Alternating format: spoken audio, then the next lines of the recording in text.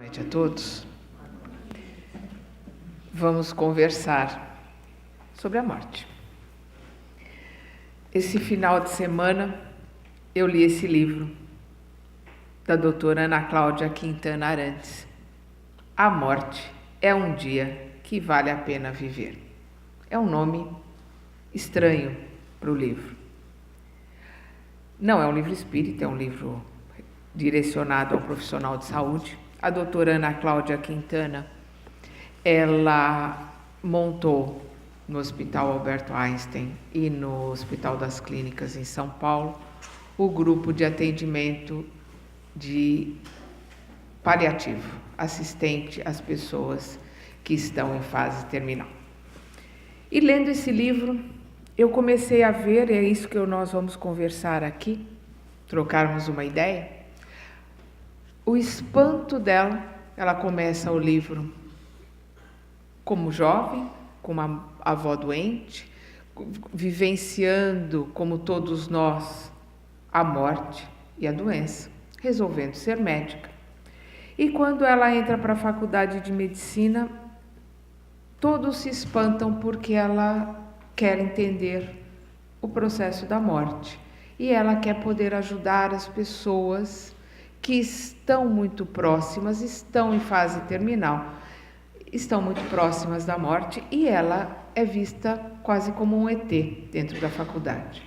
E aí ela começa a perceber como o profissional de saúde, que não deveria, mas é, infelizmente, muito despreparado para lidar com algo tão normal e tão comum a todos nós, que é o desencarne. Todos nós iremos fazer a nossa passagem, hoje ou amanhã, mas iremos, isso é certeza. E nós vamos ver aqui o trabalho dela, são 20 anos de trabalho para conseguir fazer com que esses assistidos, essas pessoas que estavam em fase terminal, pudessem ter uma assistência humana, humanitária, que pudessem não serem sedadas, porque a ideia há 20 anos atrás, a ideia do paliativo era sedar, para que as pessoas passassem, fizessem a sua passagem sedadas. E analisando, pensando sobre a questão do livro, eu comecei a pensar, realmente eu convivi muito com isso, é uma ideia que eu tinha e que aqui o livro veio comprovar. Em 2014, a minha mãe estava em fase terminal e uma sexta-feira à noite, com ela no hospital, uma médica muito arrumada, pronta para a balada, salto 15, muito novinha, recém-formada, porque salto 15 tem que ser recém-formada no hospital. Ela olha para minha mãe e ela fala: a senhora vai ficar bem. Minha mãe agarra no braço dela, olha para ela e fala: eu quero morrer. A médica regala 2 olhos e eu vou ali e falo: mãe, calma. Ela estudou para curar, ela estudou para ajudar as pessoas a ficarem boas, não para morrer. Ela não vai ajudar a senhora a morrer, ela vai, no máximo, e é o que eu espero, ajudar que a senhora tenha uma morte tranquila, sem dor. E eu vi no espanto da médica, praticamente ali, agradecendo o fato de eu ter intercedido e saindo no seu salto 15. Tudo bem, não tem problema nenhum. Mas eu achei muito estranho, e foi o meu primeiro contato com esse despreparo que o médico, o profissional da saúde, tem em relação à morte. Depois, quando ela estava já, isso foi uns 2, 3 dias depois, conversando com ela estava se queixando, estava demorando para morrer, nós estávamos conversando sobre a passagem. Somos espíritas, nós temos uma outra visão do desencarne. E aí o médico veio conversar comigo que ela deveria ir para a UTI. Eu falei: olha, eu gostaria muito que ela pudesse ficar aqui no quarto, a não ser que ela esteja com dor, a não ser que ela precise de alguma coisa para que ela não sofra. Eu não quero que ela tenha nenhum tipo de dor, nenhum tipo de sofrimento, mas eu gostaria muito de poder estar junto aqui, dela estar aqui com a família, seja um desencarne tranquilo. Aí o médico olhou, saiu, voltou um outro médico. Aí ele falou: olha, o processo normal no estado que ela está é que ela vá para a UTI. Eu falei, eu gostaria muito que a gente pudesse aqui, a não ser que ela tenha dor. Ele falou, não, ela não tem dor, mas sou espírita também, eu te entendo, você pode ficar com ela aqui no quarto. Eu falei, se ela tiver qualquer tipo de sofrimento, por favor, o senhor me fale, ou ela me fala, porque nós estamos conversando. Se ela me disser que está com dor, que está com alguma coisa, eu chamo. E ela vai para a UTI, lógico, né? E ficamos ali conversando muito bem, tranquilos, até a sua passagem. E eu, aí pensando e lembrando disso, não faz tanto tempo, são 4 anos, a morte é um dia que vale a pena viver. O dia da morte dela nós conversamos até que ela parou de conversar, ficou ali tranquila e foi embora. E vamos analisar, estamos realmente todos aqui, todos nós aqui somos espíritas, estamos aqui todos tranquilos em relação a esse dia, a viver bem esse dia, o dia da nossa morte, o dia do nosso desencarne? Para nós espíritas, nós temos essa vantagem. Há 161 anos atrás, quando Kardec publicou o Livro dos Espíritos, abril de 1857, entrou para o nosso conhecimento o Consolador. Nós passamos a entender o mundo espiritual, nós passamos a ter várias respostas sobre o mundo espiritual. A nossa mudança, a nossa visão em relação à nossa passagem mudou. Há 75 anos atrás, em 1943, quando Chico Xavier publicou o livro Nosso Lar, de André Luiz, a mudança foi maior ainda, porque com a série de livros de André Luiz, nós pudemos entender como é que é a vida no plano espiritual. Não mais tão filosoficamente, tão aprofundado, é óbvio, no Livro dos Espíritos, nós estamos ali com toda a filosofia do Espiritismo. Nos livros do André Luiz, nós temos o dia a dia. Nós temos como é a vida no mundo espiritual, nos tranquilizando, nos mostrando que nós continuamos o nosso trabalho, nos mostrando que nós estamos mudando só de ciclo, deixando a nossa roupagem aqui e continuamos a nossa trajetória. Nós vamos ver no capítulo 13 do livro Missionários da Luz, um reencarne. André Luiz ali está nos descrevendo um irmão que está com dificuldade em relação aos seus pais. Então, ele vem, é assistido pela família espiritual. Ele conversa com essa mãe que o aceita, que o recebe muito bem. E ele é ajudado a conversar com esse pai que tem muita relutância na chegada dele, por problemas de vidas passadas. E aí, naquele embate, porque é um embate entre conseguir o perdão desse pai e o arrependimento desse futuro filho, e o medo desse futuro filho em relação ao que se expunha a ele ali na frente. O esquecimento, que é a misericórdia divina que faz com que a gente esqueça. Já pensou se nós estivéssemos aqui lembrando de milhares e milhares e milhares de encarnações? A mim já basta as besteiras que eu fiz nesta, os pensamentos e as bobagens que eu já pensei, já disse nesta. Eu não preciso das outras. Graças a Deus eu não lembro. A visão dele em relação ao esquecimento, em relação a começar tudo de novo, a estar ali com uma mãe que o perdoou, um pai que está com dificuldade de perdoá-lo, ele começar ali do zero e ter a chance de fazer tudo de novo, fazer tudo bem feito, modificar, aprender, melhorar. Mas a nossa maior realidade é o que nós vemos no segundo livro de André Luiz, Os Mensageiros. A nossa maior realidade é dos mensageiros. Nos mensageiros, nós vamos ver irmãos que ficam 30, 40, 50 anos se preparando no plano espiritual para reencarnar. Nós não temos destino, nós temos roteiro.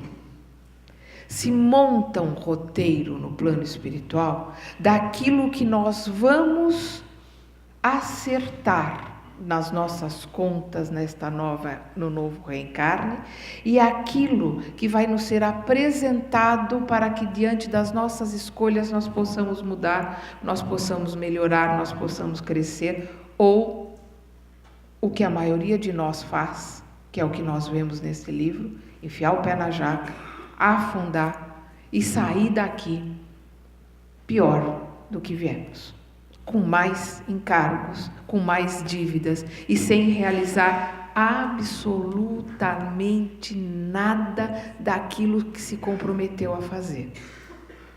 Então eu nunca esqueço, eu era bem nova, faz muito tempo que eu li os livros de André Luiz. E quando eu li esse capítulo 13 de Missionários da Luz, eu fiz, nossa, como é difícil reencarnar. Como é complicado reencarnar. Como é difícil começar do zero.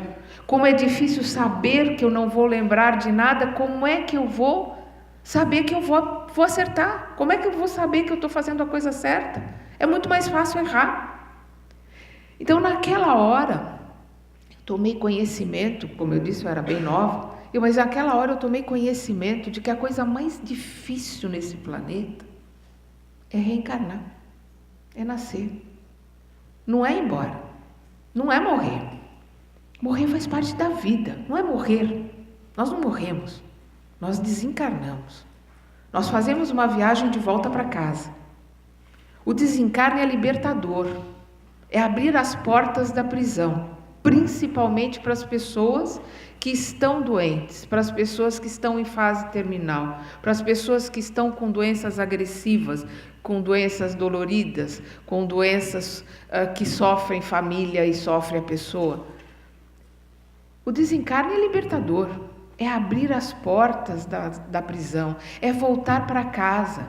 Dependendo da idade que nós temos, aqueles que têm mais idade como eu, voltar para casa é ser recebido pela maior parte das pessoas que nós amamos, que a gente vai começar a chegar numa idade em que a maior parte das pessoas que nós amamos estão do outro lado, não estão mais aqui.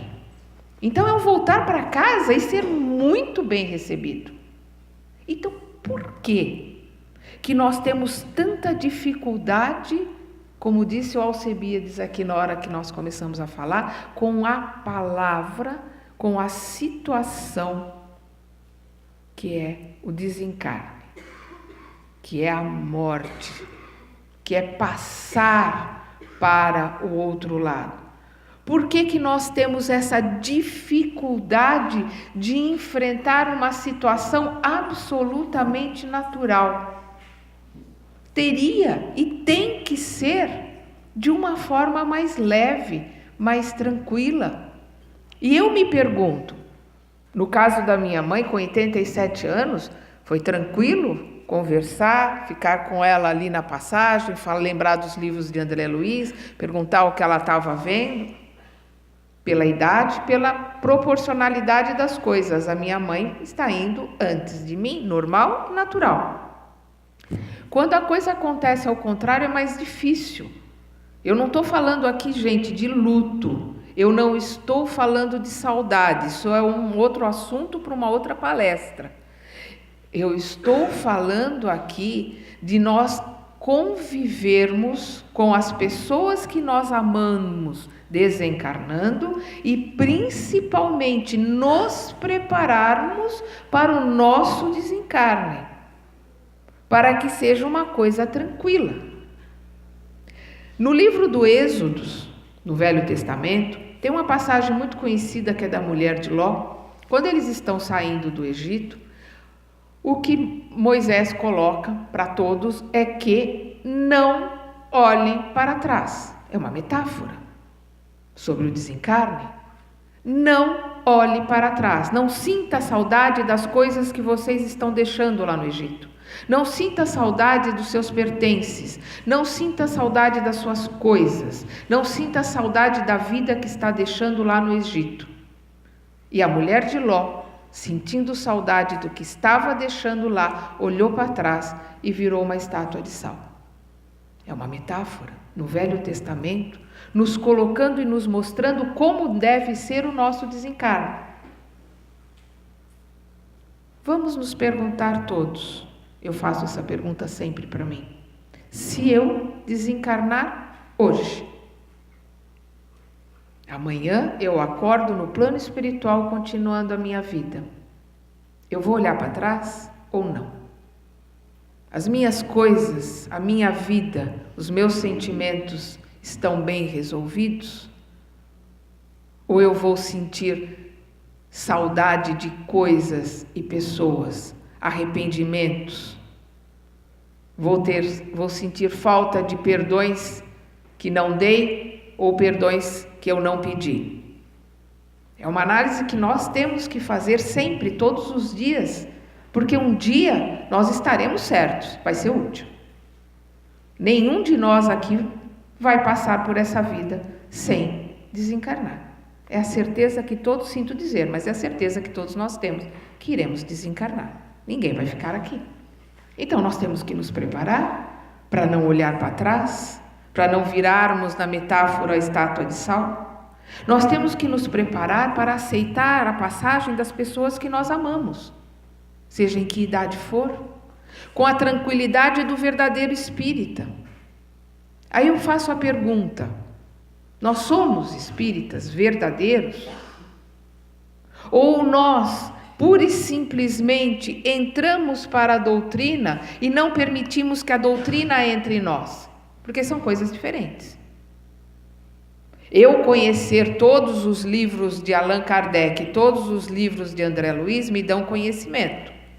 Eu ter a fé absoluta de que a vida continua e de que não cai uma folha da árvore sem que Deus permita, e que Deus é justo e misericordioso, portanto eu não preciso perguntar nenhum porquê, porque Ele é justo e misericordioso. Eu tenho que perguntar sempre o para quê? Para que eu estou passando por determinadas situações? O que eu tenho que aprender com isto? Quais são as lições que cada passagem, cada estágio da minha vida me deu? E como essas lições estão me levando para aquele que é o último dia deste encarne? Não o último dia de vida, porque a vida é eterna. É o último dia nesta roupa, neste avatar, aqui neste planeta. Como eu vou vivenciar? E como eu estou olhando e vivenciando o desencarne dos que estão à minha volta? Porque isso tem que ser uma coisa tranquila. Não pode ser um tabu. Para aqueles que o desencarne é uma coisa tranquila, são aqueles que conversam em casa sobre a passagem, com os filhos, com os pais, com os irmãos, com os netos. Nós conversamos. Eu faço uma análise porque eu conversava com a minha mãe, porque a minha mãe estava em fase terminal. Ela estava com 87 anos, eu achava muito tranquilo, muito natural que ela tivesse indo embora. Hoje eu me pergunto, quantas vezes eu converso com as pessoas que estão à minha volta sobre a passagem? Quantos de nós aqui tem pessoas doentes ou tem pessoas em casa já numa idade de que estão indo embora e que coloca um véu, não é nem é um véu na frente e não se conversa sobre o assunto, não se preparam ou não se prepara os filhos e os netos, aqueles que são mais novos, para a passagem daquelas pessoas que são as mais velhas da família, para que seja uma coisa tranquila. Nós temos que conviver com tudo aquilo que é natural. O nascimento não é natural, quer dizer, é natural, mas não é tão simples. Todas as pessoas podem ser pais ou mães ou não. Não é o fato de ser uma mulher que vai ser mãe, vai ser uma escolha. Desencarnar, não. A partir do momento que nós nascemos, estamos em contagem regressiva. E como que a gente pode ter uma coisa tão natural, desde o dia do nascimento, e ser tratado em família ser tratado pelos profissionais de saúde, ser tratado no hospital como uma coisa não natural, ser tratado com tanta dificuldade. A palavra que não deve ser dita, é quase o Voldemort do Harry Potter, não falemos de morte, não se fala nesse assunto. Como não? Como não falar de algo natural e que nós temos que nos preparar para ele? O interessante desse livro, além de ver o despreparo da maioria das pessoas, principalmente do profissional de saúde, em relação ao desencarne, é a atitude das pessoas nesses 20 anos de trabalho dessa médica com esses pacientes terminais. As atitudes, os pensamentos, as conversas. Ninguém desses pacientes conversou sobre a sua empresa, os seus lucros, o seu saldo bancário, o seu dia a dia, quantas reuniões estava atrasado ou deixou de fazer. Todas as pessoas conversaram sobre os filhos, a família, os netos, sobre os almoços, sobre as reuniões de família, sobre os natais, sobre os pratos que gostava de preparar ou gostava de reunir a família em volta, sobre as alegrias das coisas simples da vida. Porque essas alegrias das coisas simples da vida são as coisas que mais marcam a nossa vida. E são as coisas que nós vamos levar quando fizermos a nossa passagem. Vão ser as lembranças dos almoços, dos natais, das reuniões, dos nascimentos, dos casamentos, das festas, das alegrias, dos encontros, das partidas para termos o reencontro, das alegrias de vermos aqueles que nós amamos crescendo, viajando, voltando, vivendo. Mas nós não podemos ter noção da vida na hora da morte. É perder muito tempo. Na hora do desencarne, nós temos que ter noção do desencarne durante a vida e viver a vida muito bem vivida, com amor, com alegria, agradecendo a Deus a oportunidade. Gente, a etapa mais difícil nós vencemos, que foi reencarnar. Não existe nada mais difícil do que este preparo, este roteiro, esta luta, este voltar, esse recomeçar tudo de novo do zero. Essa foi a parte mais difícil. Se tem uma hora que a gente tem que chorar, é a hora do reencarne, porque é a mais difícil, é a mais doída. Nós temos que olhar para o desencarne como a libertação, como a alegria, como voltar para casa. E para isso a gente tem que se preparar e preparar os nossos. Mas principalmente nos prepararmos. E nós nos preparamos vivendo. Nós não nos preparamos reclamando. Nós não nos preparamos olhando para Deus perguntando por que eu estou passando por isso ou por aquilo. Porque isso é falta de fé. Quem tem fé não pergunta por quê, sabe que Deus é justo e misericordioso. Sabemos que estamos passando por determinadas situações, porque elas são absolutamente necessárias para o nosso crescimento e o nosso aprendizado. E a hora que nós desencarnarmos, tendo aprendido as lições que esse reencarne tem para nos dar, nós olharemos para o outro lado como voltei bem, com o perispírito limpo, com a minha alma tranquila. Não existe acaso. O que ele abriu para ler foi sobre a alma, que busca o conhecimento, que busca crescer, que busca melhorar. Não tem outro jeito de crescer e de melhorar que não seja reencarnando, começando tudo de novo, para fazermos diferente. Agora nós temos que parar e pensar, olharmos para dentro de nós mesmos e perguntarmos: eu estou fazendo diferente? Ou eu tenho dentro de mim aquela sensação de estar revivendo coisas, estar fazendo as mesmas coisas de novo? passando pelas mesmas situações de novo. O André Luiz, nos seus livros, ele coloca que a maior vontade de todos os espíritos que vêm para a Terra, que reencarnam, é voltarem para o plano espiritual como completistas. O que é um completista? É aquele que realizou aqui na Terra o que se propôs a fazer no plano espiritual. Tudo aquilo que se propôs a fazer no plano espiritual vem e consegue realizar.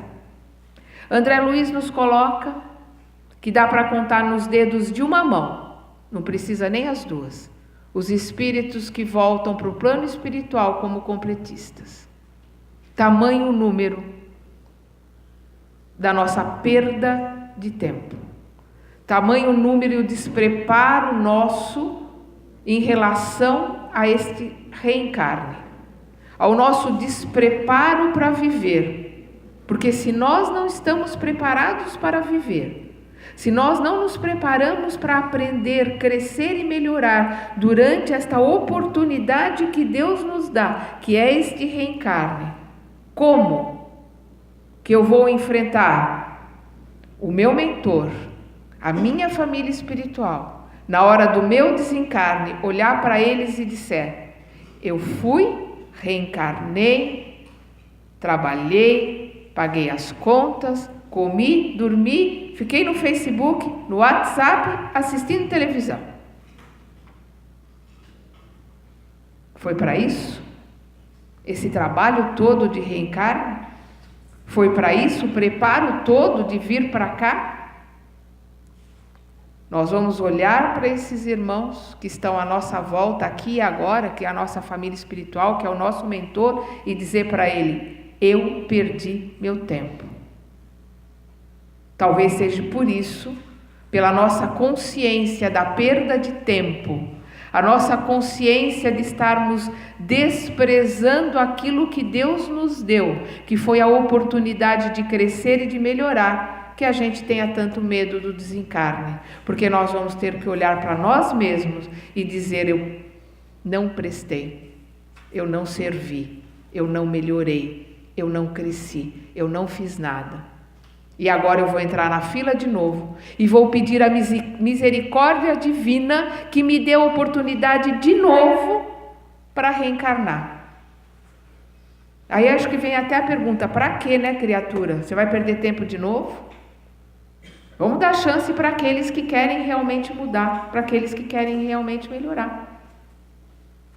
Nós temos que viver e orar como se ora num hospital.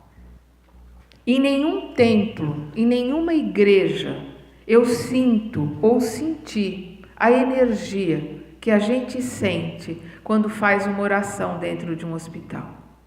Porque em nenhum lugar da terra se ora, se reza, se pede com tanto fervor, com tanta vontade, com tanto coração, como dentro de um hospital. E é no hospital que a gente olha para nós mesmos e faz um balanço da nossa vida. E é muito importante que essa hora não seja tardia, que não seja no final, que essa hora seja agora, hoje. A nossa mudança comece agora, para que a gente possa voltar para casa com bagagem, voltar para casa sabendo que não perdemos o nosso tempo, que a gente possa olhar para a nossa vida e saber como tá, como é o título do livro, que é um título muito diferente, mas que é verdade. A morte é um dia que vale a pena viver. Nós temos que saber viver e passar por ela, sem tabus, sem hipocrisia, sem ficar completamente despreparado. Hoje eu me senti por isso que eu estou falando sobre isso hoje, completamente despreparado. Eu li esse livro no CEPOM. O Carlos, meu marido, precisou fazer uma cirurgia. Hoje ele foi tirar os pontos. E lá no CEPOM, no AJAS, que é onde é a de infância e juventude, está fazendo lá o curativo, tem 2 adolescentes fazendo tratamento. Aí uma hora que vai começar o procedimento de uma adolescente, ela fala, não, cadê minha mãe? Aí a enfermeira fala assim para outra, você empresta a tua mãe? Ela precisa de uma mãe. Aí eu saí do lado e eu falei, meu Deus do céu, eu sou avó, será que serve? Mas eu não sei para que é. Falei, bom, de repente é para fazer algum procedimento, eu estou aqui só acompanhando alguém que veio fazer um curativo, não posso me meter. E me afastei. E a hora que a mãe da outra adolescente que estava ali no tratamento chegou perto, ela falou assim, segura minha mão. E aí eu fiquei olhando, ela só queria que alguém segurasse a mão dela, enquanto ela estava passando por um processo de dor. Eu fiquei olhando aquilo com meu coração apertado, porque uma devia ter 15, 16 anos, a outra talvez 19, 20 no máximo, as 2 carecas, as 2 amarelas, as 2 ali numa fase difícil. Olhei para aquelas mães ali, olhei para mim e falei, meu Deus do céu, eu não sirvo nem para segurar uma mão. Eu não podia ter me colocado ali, mas eu estava tão constrangida em relação àquela situação, da dor daquelas adolescentes e daquela mãe que estava ali, a outra mãe não estava, a outra mãe chegou depois, que eu nem entendi para que ela queria uma mãe. Mas ela queria uma mãe. E eu lembrei hoje, por causa disso, que a minha mãe me chamava de mãe, quando ela estava doente. Porque ela sentia em mim aquela ajuda, aquela colocação que a gente sente na mãe, que é o colo, que é o aconchego, que é o ninho, é o abrigar. Então eu espero que cada um de nós aqui possamos, no dia final, no dia do nosso desencarne, estarmos entre amigos, entre pessoas que possamos chamar de mãe, de pai, mesmo que não sejam mais os nossos pais biológicos, mas que possamos estar entre corações queridos, mas principalmente que o nosso coração esteja em paz. Que a gente não tenha vontade de olhar para trás, porque não vai ter saudade, não vai ter vontade de nada, porque vivemos, fizemos o que tínhamos que fazer, perdoamos, amamos, fomos perdoados, estamos indo embora em paz. Se fecharmos os olhos hoje e amanhã o nosso mentor disser, bora para casa, cerrou teu tempo, tchau, até logo e bênção, não vou olhar para trás, vou estar bem, vou estar tranquilo. Isso é realmente ter permitido que o Espiritismo tenha entrado dentro de nós. E nós, verdadeiramente, sermos espíritas e desencarnarmos como espíritas, não pelo desencarne, mas por termos vividos a vida como verdadeiros espíritas. Espero ter sido útil. Uma boa semana a todos.